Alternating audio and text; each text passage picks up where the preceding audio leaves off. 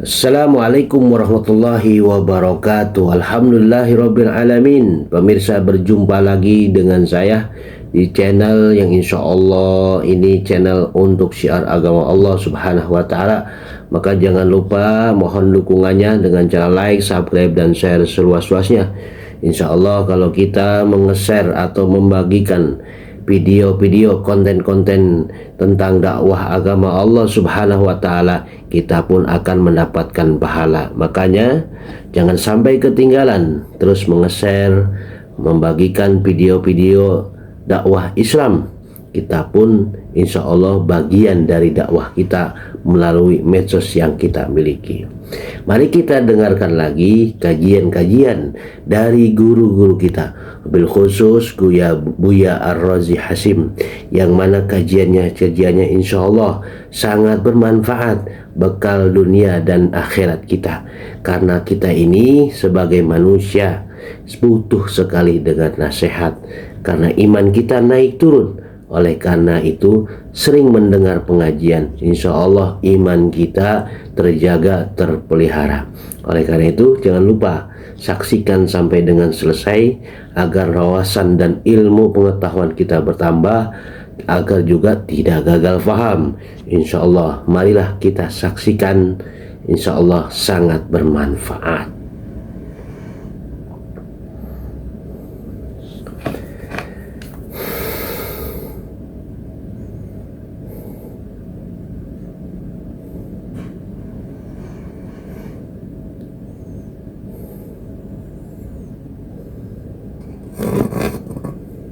Dan apa yang membuat akidah menjadi benar. Nah, ini penting sekali. Kenapa? Karena hari ini orang merasa semua yang ada selain dia nggak benar, yang benar dia doang. Padahal pokok iman itu sederhana aja. Kata beliau, orang beriman itu dia mengatakan amantu billah. Aku percaya kepada Allah. Ada orang datang kepada Nabi lalu bertanya, wahai Rasulullah, wasiatkanlah diriku. Kata Nabi, kul amantu billah tsumma istaqim. Katakanlah aku percaya kepada Allah lalu istiqomahlah. Itu cukup. Jadi nggak ada disebutkan di situ kamu alirannya ini ya, ntar kamu ikut aliran ini ya, ormasnya itu ya, kan nggak ada. Di zaman itu cukup dikatakan aku percaya kepada Allah, ya. Wa malaikatihi, itu satu paket sudah. Malaikatnya, kitab-kitabnya, rasulnya, wal ba'ats ba'dal maut, kebangkitan setelah meninggal, dan takdir baik buruk minallah, wal hisab wal mizana. Bedanya di sini ditambahkan hisab, mizan. Hisab itu perhitungan, mizan itu timbangan, wal jannah wan nar, surga neraka, wadzalika kulluhu haq, bahwa semuanya benar. Sederhana sekali. Maka bab di sini ada nggak di bab itu disebutkan di rukun iman itu bahwa orang yang beriman itu mesti ormasnya A, ada nggak? Mesti ikut partai B, ada nggak? Coblosannya mesti A. Kalau dia nggak nyoblos A berarti imannya nggak sempurna, ada nggak? Tapi masjid ini kayaknya pernah ramai masalah-masalah ini, ya. Jadi kalau beda coblosan, beda iman. Itu salah satu kesesatan yang muncul, yang diwaswaskan kepada para pendakwah. Itu korban semua tuh pendakwahnya. Dan di situ kelihatan kita mulai sadar bahwa pendidikan politik bab iman itu memang perlu diketahui oleh para asatidz, bahwa mereka jangan sampai salah mendidik umat. Beda pilihan jangan sampai beda, nganggap beda iman. Dan kita sudah merasakan bagaimana tegangnya berapa tahun yang lalu.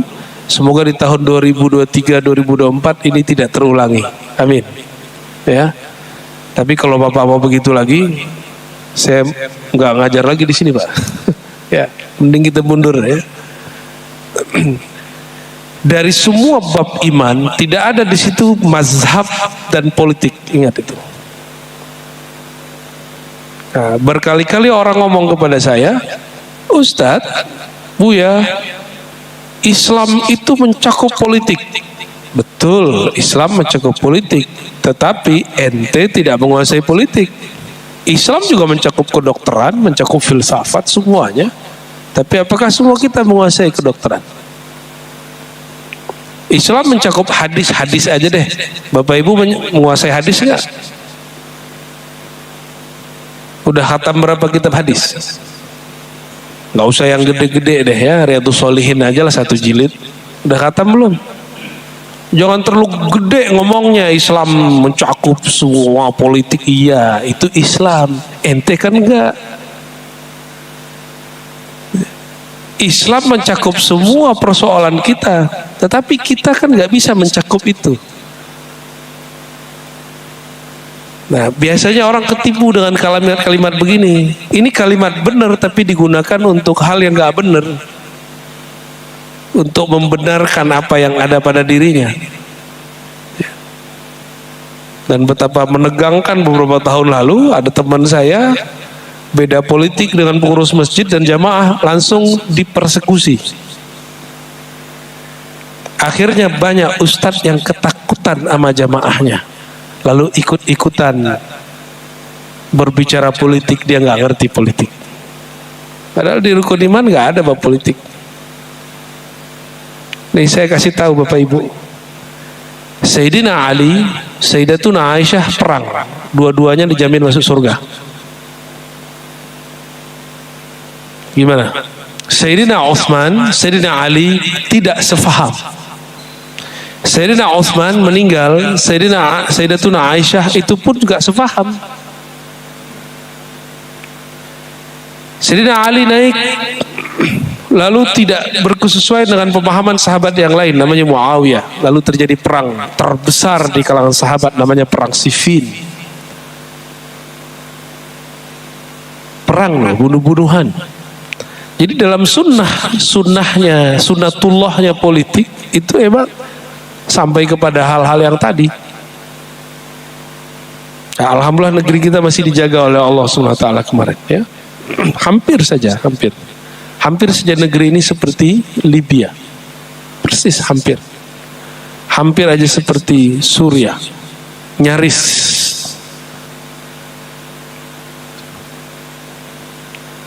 Coba lihat rukun iman, ada nggak bab politik? Nggak ada. Politik diatur di bab apa? Di bab fikih. Fikihnya udah cabang muamalat, bukan bang muamalat ya. Muamalat berarti interaksi sesama makhluk. Di kitab akidah dibahas, di kitab Tohawi ada pembahasan khusus mengenai iman, mengenai politik.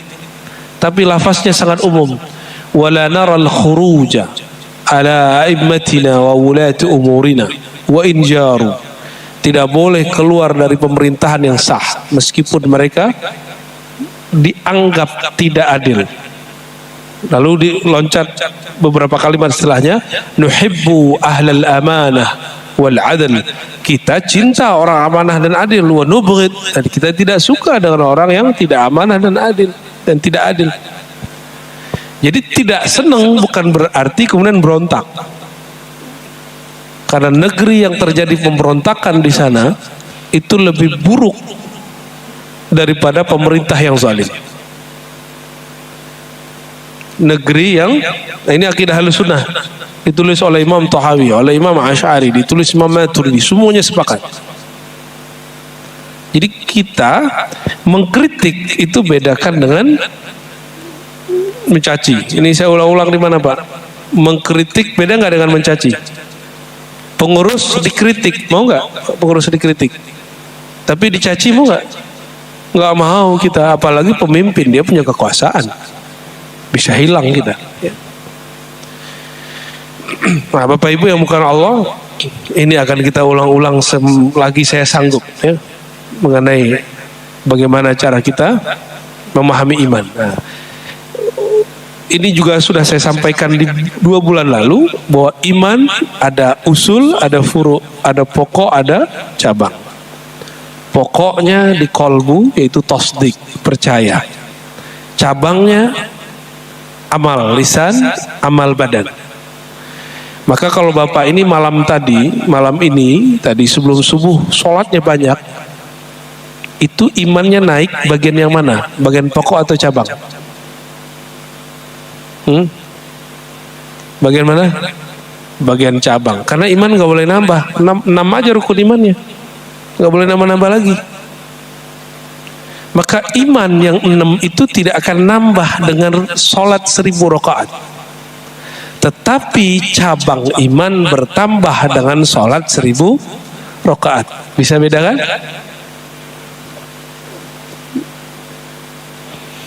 Kalau kita sedekah, yang bertambah apa?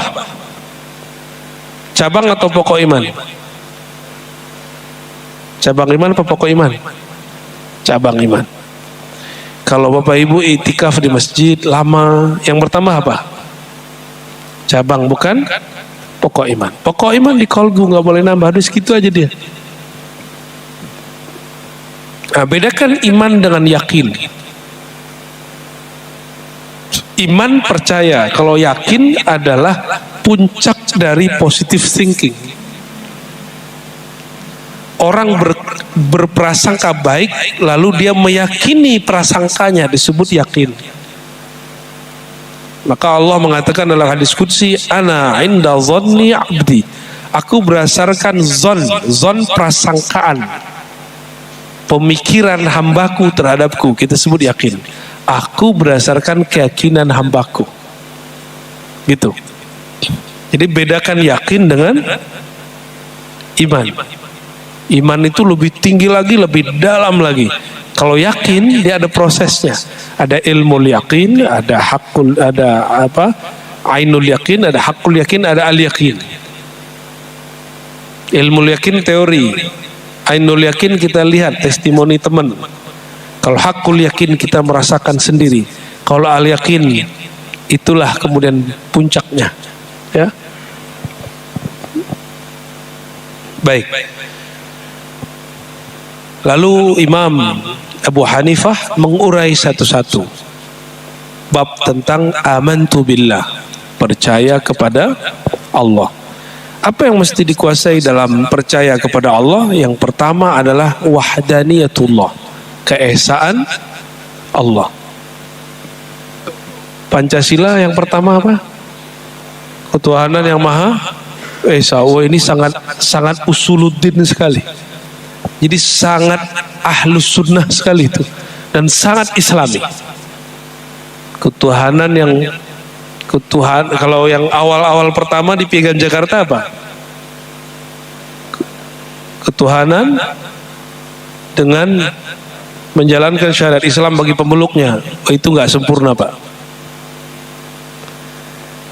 Kalau ada kalimat menjalankan syariat, nanti akan mengundang perbedaan mazhab. Tapi ketika disebut ketuhanan yang Maha Esa, maka ini lebih universal daripada kalimat menjalankan syariat. Coba, syariat yang dipakai di kita itu diterjemahkan lewat fikih mazhab Syafi'i. Di Saudi enggak. Di Saudi enggak pakai kunut. Tapi dulu sebelum Saudi berkuasa masih ada kunut, dan juga ada yang tidak berkunut. Di Saudi sudah nggak ada orang doa berjamaah, di sini doa jamaah. Tapi ingat, Masjidil Haram bukanlah dalil. Masjidil Haram cukup menjadi kiblat. Tapi biasanya karena Pak Haji sekarang dan Pak Haji dulu beda, maaf Pak Haji ya. Pak Haji dulu minimal 6 bulan mereka ngaji dulu di Mekah, baru mereka haji. Tapi Pak Haji sekarang nggak tahu deh ngapain ya. Nyampe di sono protes masalah hotel ya. Bener. Jadi pulang-pulang yang dibawa hanya kesel ya. Dan tidak sedikit yang kemudian ngamuk-ngamuk di sono, stres di sana, depresi di sana. Pak Haji dulu dia pulang-pulang jadi alim, maka namanya diganti, dapat nama Mekah. Ada nama-nama dulu. Pak Haji dulu pulang-pulang pasti bawa nama baru. Kalau sekarang enggak. Makanan telat dikit protes, hotelnya jelek dikit protes. Nggak sama dengan Pak Haji dulu. Pak Haji dulu mereka betul-betul hikmat masuk ke kota Mekah.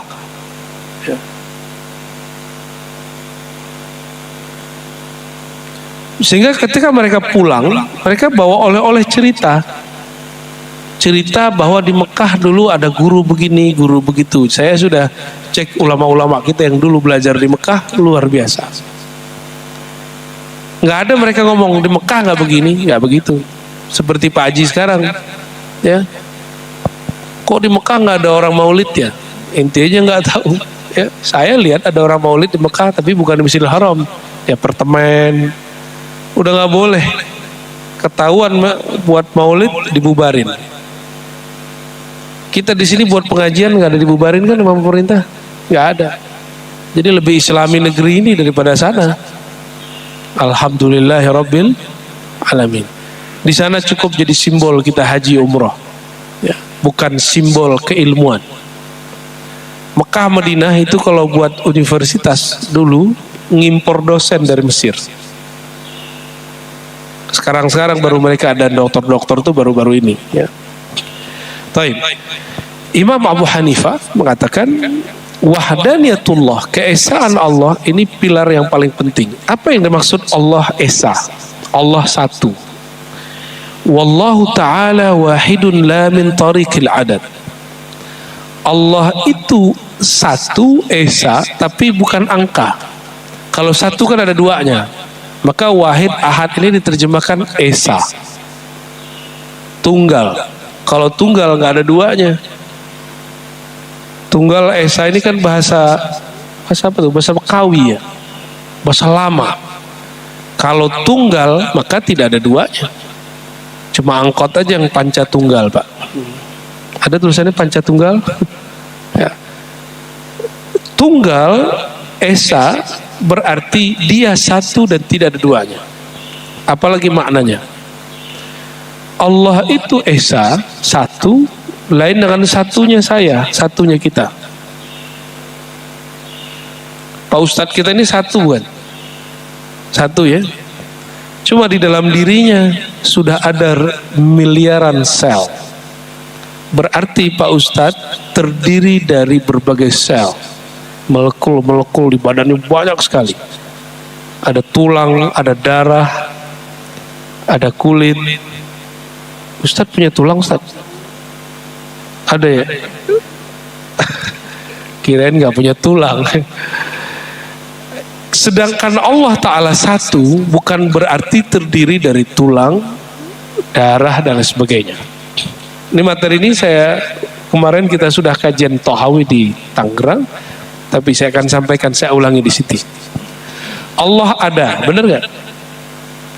Ada dalam bahasa Arab disebut wujud. Apa bahasa Arabnya? Nah, kita dulu waktu kecil belajar Allah wujud, qidam, baqa. Itu sifat 20 namanya. Allah wujud.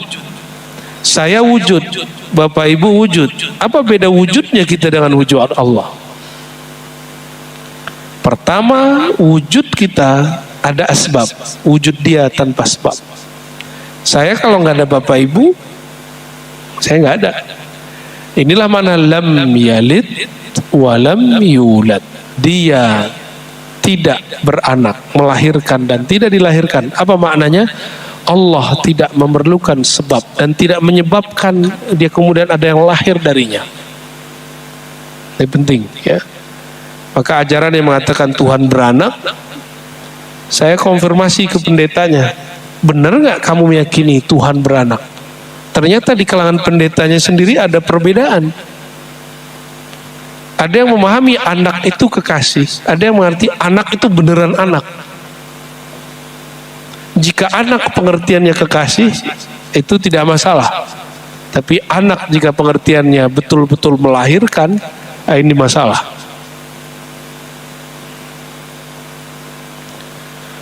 Wallahu ta'ala wahidun la min tariqil adad. Maka Allah wujudnya esa tidaklah dalam pengertian angka, tidak bersebab, tidak terdiri dari banyak sel, Kenapa? Wujudnya Allah bukan wujudnya sel. Nah, tubuh kita ini dalam bahasa Arab disebut jisim. Udah jadi bahasa Indonesia? Jasmani.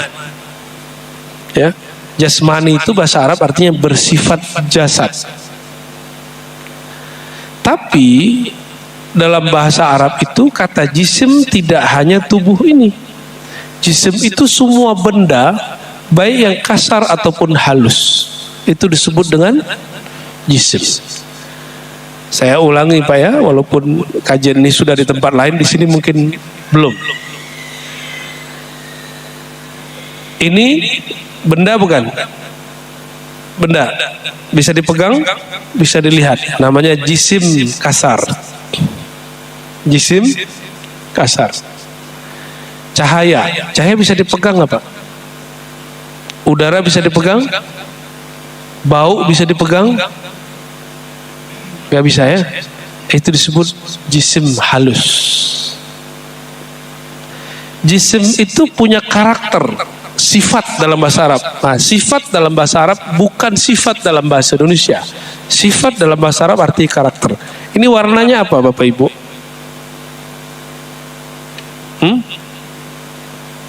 Krem. Krem itu apa? Deket-deket kemana tuh Pak? Coklat. Oke, coklat. Baju saya hijau apa coklat? Hijau. Ini warnanya apa? Coklat juga. Oke. Berarti kita sudah kenal ada karakter melekat pada dia yaitu warna. Maka setiap warna disebut dengan dalam bahasa Arab sifat atau arad. Ada jisim, jisim ini terdiri dari banyak sel-sel, molekul-molekul, zat-zat, bahasa Arabnya jauhar. Nah itu kalau pakai istilah bahasa Arab kan pusing semua. Saya kurangi istilahnya ya. Baju putih, oke, baju putih. Coba bayangkan baju tanpa warna putih, bisa? Sekarang bayangkan sebaliknya, putih tanpa ada tempatnya. Putih tapi bukan baju, bisa nggak? Coklat tapi bukan dinding, pasti kebayang benda lain. Bayangkan ada atribut karakter warna, tapi warna ini tidak ada pada satu benda, bisa nggak? Akal kita nggak sampai, karena emang dia tidak ada. Disebut mustahil. Disebut apa? Oke, ini badan. Ini badan kita. Ah, saya ini tinggi apa pendek Pak? Tinggi. Oh, tinggi no Pak. Tapi untuk ukuran manusia, mungkin saya masuk usia Indonesia lumayan. Dianggap tinggi. Tinggi itu disebut bahasa Arabnya arad atau karakter. Kondisi. Sifat. Nah, bisa begitu. Oke.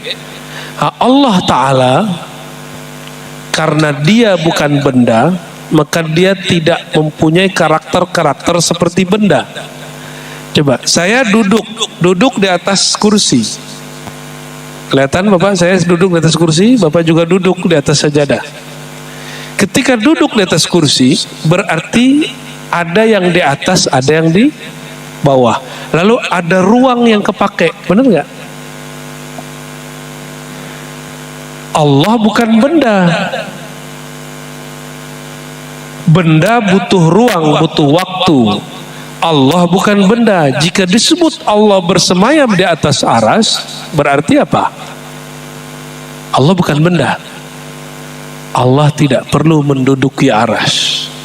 Allah tidak perlu menempati aras, karena menempati itu sifat daripada jisim benda. Allah maha suci dari benda. Gimana masuk? Pagi-pagi udah mulai olahraga otak. Ya, saya pelan-pelan kita ulang ini. Kalau ini benar, kalau ini sudah oke, Bapak nggak perlu lagi debat masalah apakah Tuhan bertempat, nggak perlu lagi. Karena kalau disebut Tuhan di langit kayak Tuhan di aras, jika dia bukan benda, ungkapan di langit di aras bukan berarti dia menempatinya. Namun jika ini nggak beres, akhirnya orang masih bertanya di mana Allah. Ya kan? Sampai sekarang ada satu kelompok tidak sah berakidah Ahlussunnah menurut mereka kecuali mengatakan Tuhan di langit atau Tuhan di atas aras. Kalau di langit nanti Isra Mi'raj ada kisah Nabi naik ke langit dari pertama sampai ke-7 gak ketemu Allah. Ketemunya ruh para nabi. Bukti bahwa Allah tidak menempati langit. Terus kalau kita ngomong dia yang di atas, kata di atas kalau sudah paham bab tadi jadi gak masalah. Tapi kalau gak paham bab yang tadi jadi masalah. Mending dihindarkan. Ya, baik.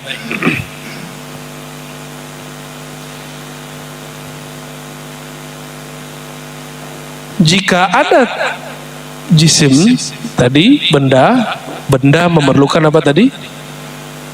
Ruang, waktu, ada warnanya. Maka Allah bukanlah warna. Jadi Bapak kalau merem baca nama Allah gelap kan? Nah, itu bukan Allah. Ya. Dulu ada yang ngomong Tuhan itu gelap. Saya tanya, gelap dari mana mas? Ente kalau pejamin mata baca nama Allah, nanti gelapnya datang. Oh, berarti dia membayangkan Allah itu gelap. Allah nggak bisa dibayangkan. Karena Allah bukan benda, kita nggak bisa bayangkan. Yang bisa dibayangkan oleh otak ini cuma sesuatu yang bersifat benda. Ini rumusan, ini kaidah. Coba tanya orang-orang pakar neurologis sama. Cuma mereka bahasanya lebih umum. Ya. Jadi kalau belum pernah dilihat oleh mata, maka akal otak kita nggak bisa mencernanya. Nah, kita pertegas di situ bahwa Allah bukan benda, maka tidak dapat dicapai oleh pikiran. Bukan berarti mustahil. Akal kita nggak sanggup. Nabi Muhammad nanya ke Jibril, "Hei Jibril, apakah engkau bertemu Rabbmu, bertemu Tuhanmu?" Kata Jibril, enggak sanggup. Allah menabir dirinya, Allah menghijab dirinya dengan 70.000 hijab. Itu Jibril. Semakin aku mendekat, baru saja kemudian hijab terluar, tabir paling luar, maka aku terbakar, lahtaraktu. Itu Jibril. Nabi Muhammad SAW diizinkan oleh Allah bertemu. Ra'aitu Rabbi, aku diizinkan Allah untuk memandangnya. Kira-kira Nabi Muhammad mandang pakai mata ini atau pakai kolbu atau pakai ruh? Kolbu aja nggak sanggup Pak, pakai ruh. Maka di aras itu ngapain? Aras itu termasuk benda. Kenapa? Dia ciptaan Allah, tapi dia bendanya gaib bagi mata kita, hakiki di sisi Allah dan para wali dan juga para nabi. Ketika Nabi SAW diangkat pada malam Mi'raj, Nabi sampailah di aras. Malaikat nggak boleh masuk. Malaikat cuma sampai di Sidratul Muntaha. Sidratul Muntaha itu jauh di bawah aras.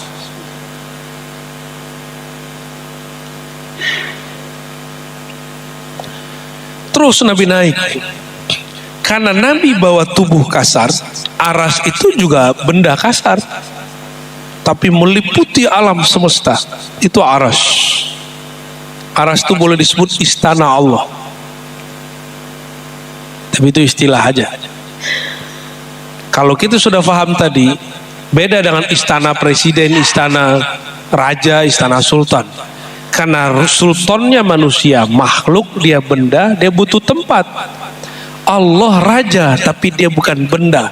Maka aras ini tidaklah tempatnya.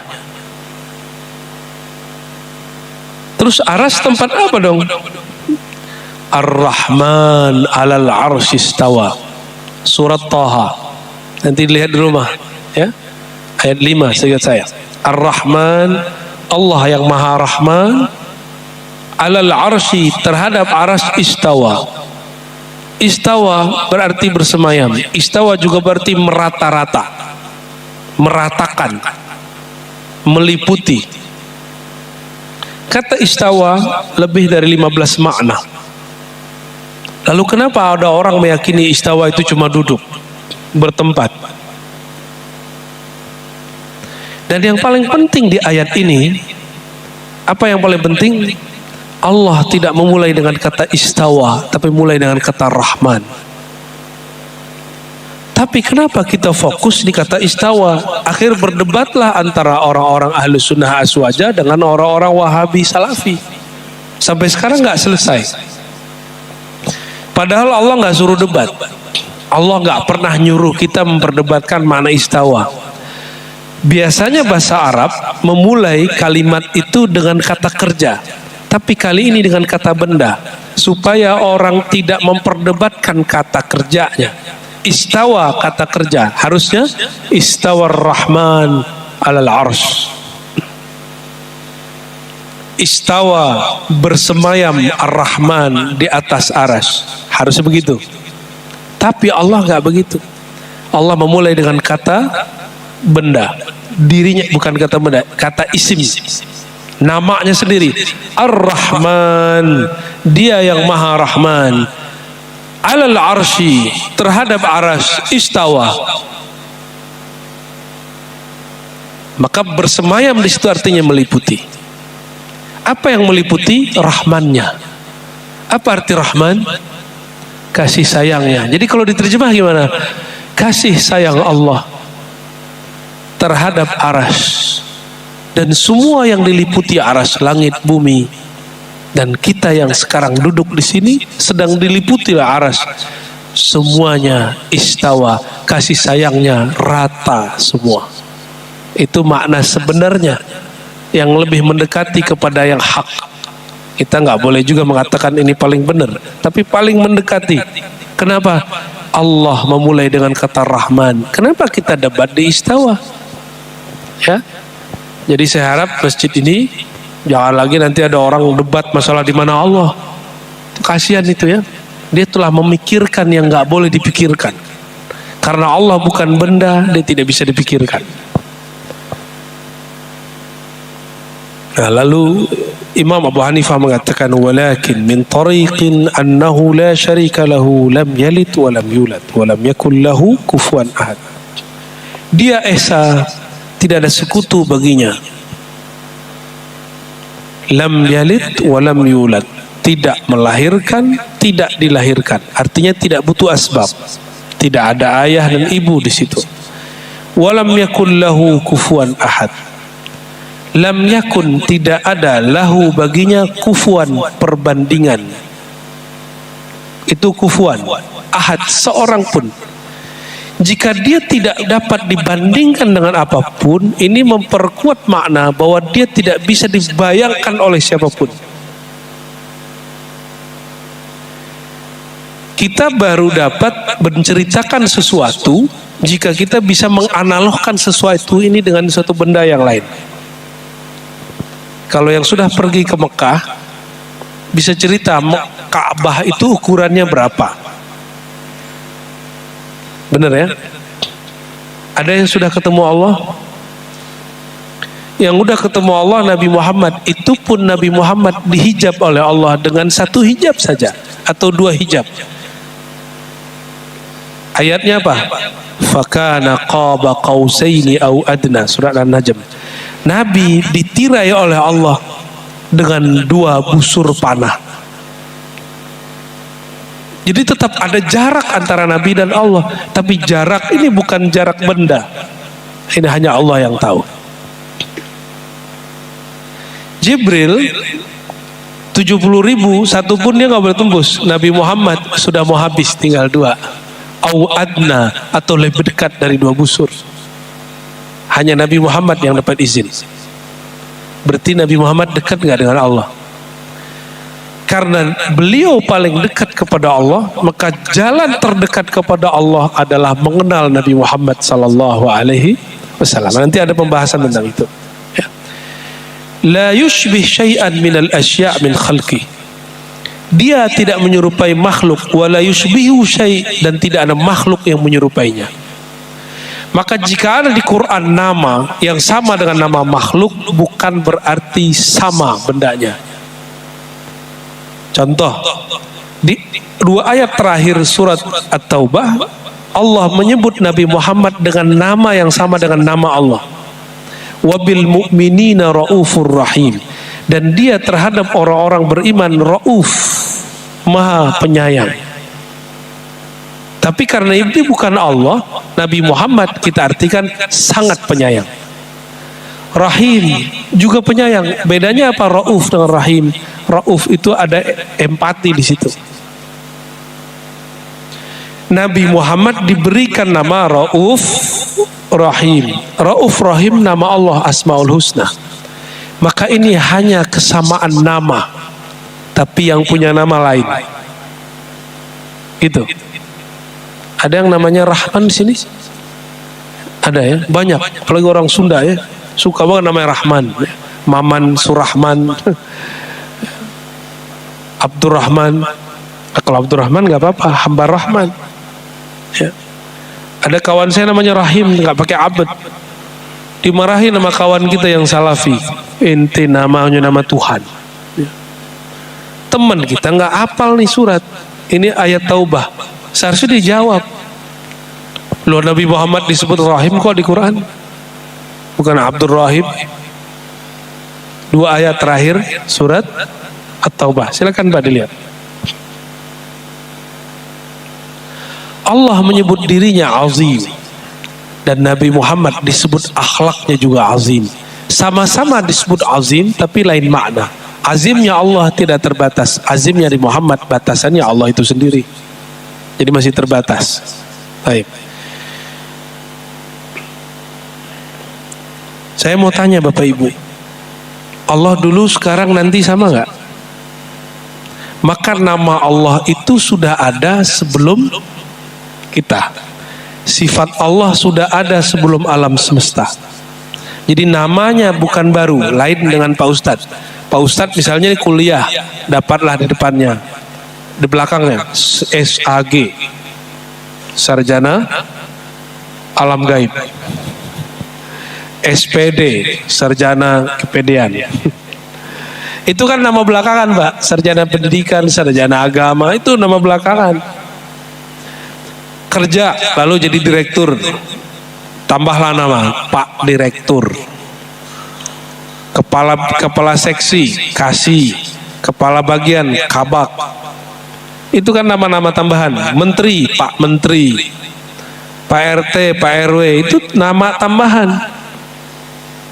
Kalau Allah punya nama, namanya tidak bertambah, tidak berkurang. Dia dahulu bernama begitu, sekarang bernama begitu, nanti namanya begitu, nggak berubah. Karena waktu tidak berlaku baginya, karena dialah sang pemilik waktu. Ana dahru, akulah sang pemilik waktu, kata beliau, kata Allah Subhanahu wa taala. Jadi Allah dulu Rahman, sekarang Rahman, nanti juga Rahman. Ya. Jika ada orang membayangkan Allah berubah, dia sedang membayangkan makhluk. Maka kalau ada orang membayangkan Tuhan pindah-pindah dari aras pindah ke langit, Tuhan masuk ke kolbu, itu dia bayangin makhluk. Itu bukan Allah yang dia sembah. Itu Tuhan-Tuhanan, bukan Tuhan. Ya. Lam yazal wa la yazal bi asma'ihi wa sifatihi dzatiyah wal fi'liyah. Itu bahasa Arabnya. Bahasa Indonesianya tadi. Allah dulu, sekarang, nanti, namanya tidak ada yang baru, sifatnya tidak ada yang baru, perbuatannya tidak ada yang baru. Semuanya Allah dulu, sekarang, nanti sama. Jika demikian, pengetahuan Allah mengenai kita duduk pagi ini, itu sejak kapan? Semenjak alam ini belum ada, Allah sudah tahu. Kita bakal tinggal di sini, tidak tinggal di sini, Allah sudah tahu. Ini ilmu Allah. Nah, belum lama ini ada orang yang salah paham mengenai ilmu Allah dengan Allah menetapkan, memuliakan sosok Nabi Muhammad SAW. Jadi ada seseorang mengkritik saya terima aja kritiknya. Cuma ternyata dia gagal faham mengenai satu hal. ilmu Allah.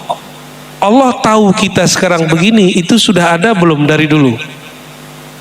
Sudah ada. Bapak bakal jadi PNS, menjadi direktur, jadi manajer, jadi karyawan, jadi pegawai, jadi tentara, jadi polisi. Terserah, itu semuanya sama dalam ilmu Allah. Nabi Muhammad jadi nabi itu sama dalam ilmu Allah. Tapi Allah mengkhususkan Nabi Muhammad. Apa kata beliau? Ketika ditanya, kapan engkau jadi nabi wahai Rasulullah? Apa jawaban Nabi Muhammad? Kuntu nabiyan wa Adam baina ma'in wa tin, bainal ma'i wal jasad. Ada beberapa riwayat. Aku sudah jadi nabi, Adam belum dicipta, masih tanah, ruhnya belum ditiup. Aku sudah jadi nabi. Dalam riwayat lain, kuntu nabiyan wa Adam munjadilun bainal ma'in wa tin. Aku sudah jadi nabi, Adam masih bahan-bahan. Atau apa kata Imam Subki, Imam Suyuti, dua imam minimal. Banyak orang salah faham mengenai ilmu Allah dan kemuliaan nubuat Rasulullah.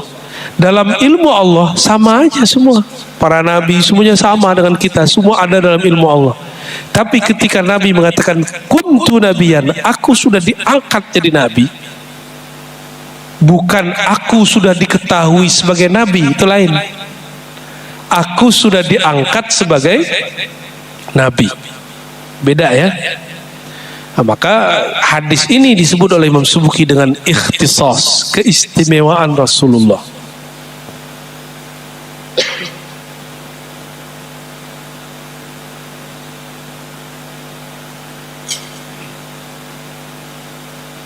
Nah, inilah yang disebut dengan nur Nabi Muhammad sallallahu alaihi wasallam. Yang ada di Mekah, di Madinah itu namanya Muhammad bin Abdullah. Itu adalah nur yang Allah fisikkan. Di alam sebelum ini, ada alam sebelum ini, alam cahaya, alam ruh. Allah telah menjadikan Nabi Muhammad sebagai nabi. Jadi sebelum ini sudah ada. Maka Imam Suyuti mengatakan hadis tadi, aku sudah diangkat jadi nabi, Adam belum dicipta, bukti bahwa ruh atau cahaya lebih tua daripada jasad. Mutaqaddimatun alal ajsad, bahwa arwah, ruh lebih tua lebih dahulu daripada jasad.